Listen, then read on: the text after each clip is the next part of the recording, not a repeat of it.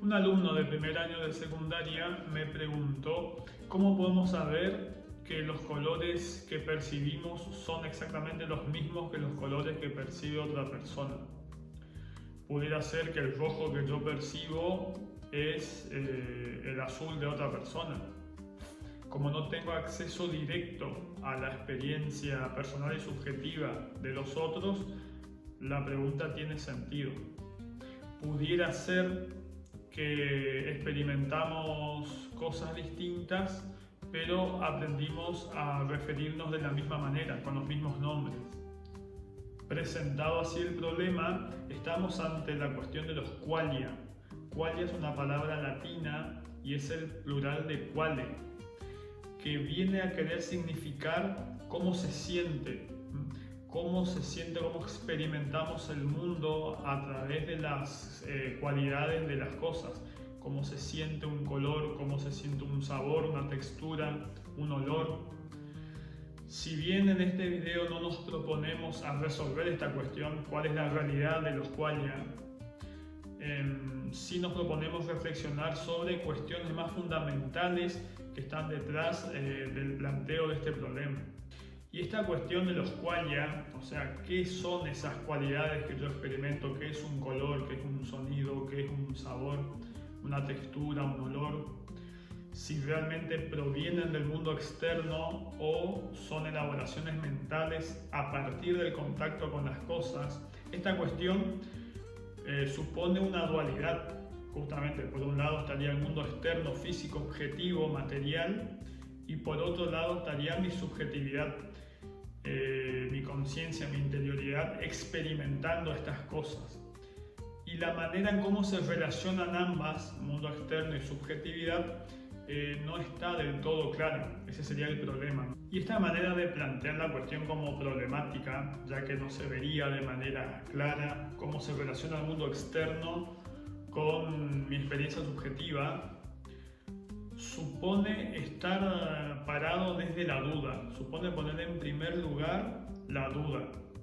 Y esta actitud de dudar primero surge con Descartes. Este filósofo francés identificó conocimiento con certeza absoluta. Solamente es conocimiento aquello de lo que yo tengo certeza absoluta y no tengo ningún motivo para dudar.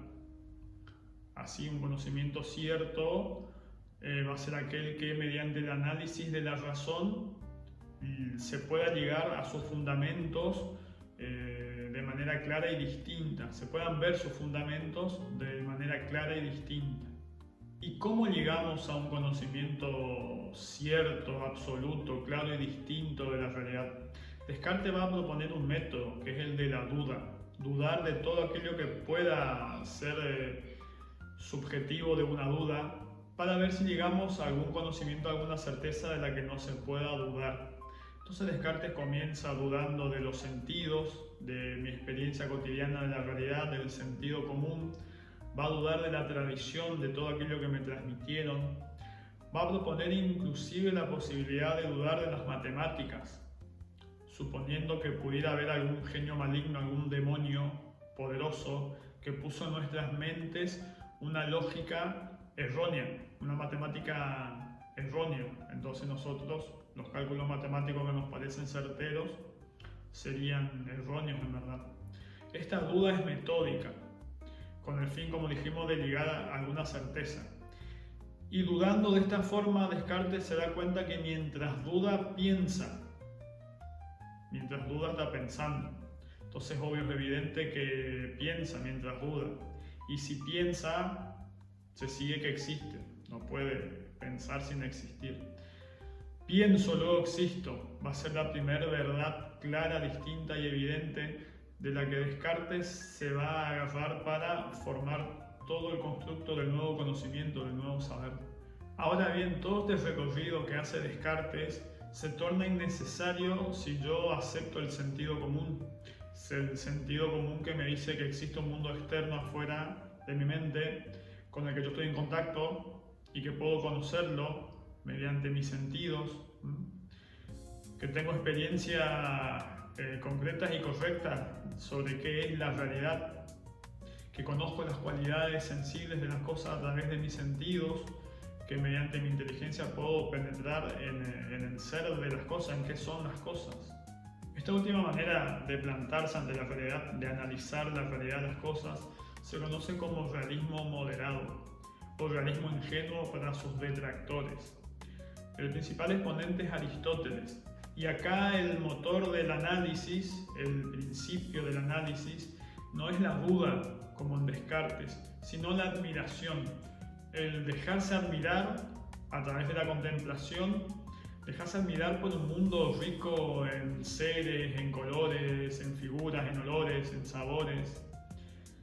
El supuesto acá va a ser el sentido común, que me dice que es obvio, que es evidente que existen cosas y que esas cosas son tal cual aparecen en mi experiencia, que son tal cual las conocemos.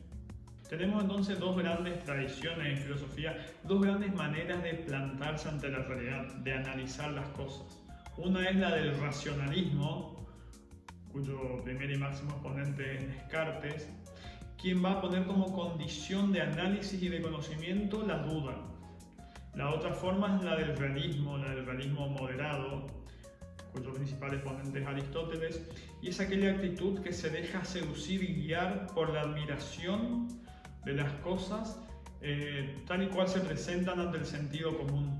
Vamos viendo entonces que la pregunta que dio origen a este análisis, a esta reflexión, esa que dice ¿cómo yo sé que las otras personas tienen la misma experiencia que yo al referirse a las mismas cosas en el mundo?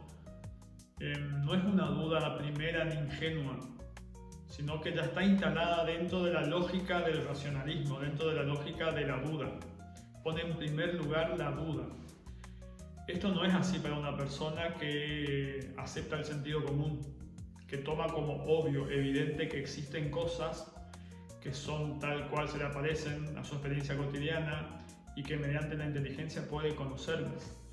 Una persona que está instalada dentro de esta otra lógica del realismo moderado, le va a parecer extraña esa pregunta, porque si yo sé y es obvio y evidente que tengo acceso al mundo tal cual es, ¿por qué voy a dudar lo mismo de las otras personas que tienen mi misma constitución? Si sus sentidos y sus órganos y sus facultades están sanas, ¿por qué tendría que dudar que las otras personas tienen una experiencia distinta que la mía? Este realismo es conocido por sus detractores también como realismo ingenuo.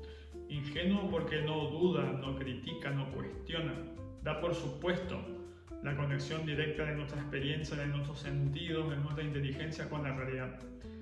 La realidad es tal cual se aparece a mis sentidos, se deja guiar por el sentido común. Diría un detractor que no se da cuenta que el sentido común muchas veces nos puede hacer caer en errores, por eso hay que dudar. Pero una persona inserta en la lógica del sentido común podría responder que normalmente el sentido común no falla, no se equivoca, así que no hay motivos para poner la duda en primer lugar. Es obvio, es evidente que existe una realidad y que yo la conozco tal cual se aparece a mis sentidos. Y aquello que es obvio y evidente no debe ser puesto en duda, no hay que dudar de lo obvio y de lo evidente. Bueno, hasta acá el video, espero que haya servido para reflexionar un poco sobre estas cuestiones, sobre estas dos grandes posturas o tradiciones filosóficas. También que haya servido para darnos cuenta que detrás de preguntas que parecen primeras, básicas y evidentes, hay un montón de supuestos. Y si querés escribir en los comentarios con cuál postura te identificas más, cuáles te parece que son sus fuerzas y sus debilidades. Gracias.